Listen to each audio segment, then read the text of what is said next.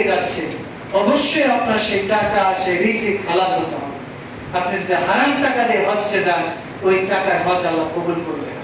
রাসূল সাল্লাল্লাহু বলছেন যে হাজী ব্যক্তি যে হজ্জে এসেছে, সে যদি আল্লাহর কাছে দোয়া করে, আল্লাহ তার দোয়া কবুল করবেনই করবে।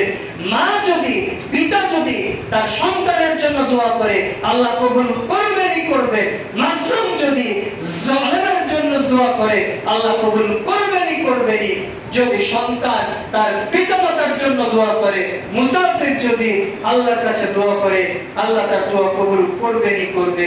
তবে ওয়ানাল্লাসু হারামু ওয়া মাশরাবু হারামু ওয়া গুদ্দিয়া বিল হারাম, সে যে খাদ্যটা খেয়েছে ওইটা হারাম টাকার খাদ্য, ও যে পোশাক পরেছে এই হারাম টাকা দিয়ে পোশাক কিনেছে, ওয়া গুদ্দিয়া বিল হারাম, ওর পুরো বডিটা ওর দেহটাই গঠিত হয়েছে হারাম খাদ্য দিয়ে। আল্লাহ কিভাবে ওর দোয়া কবুল করতে পারে?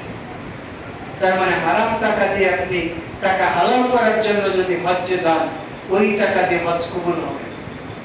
হজ্জে যাওয়ার জন্য অবশ্যই আপনাকে হালাল টাকা দিয়েই আপনাকে হজ করতে হবে।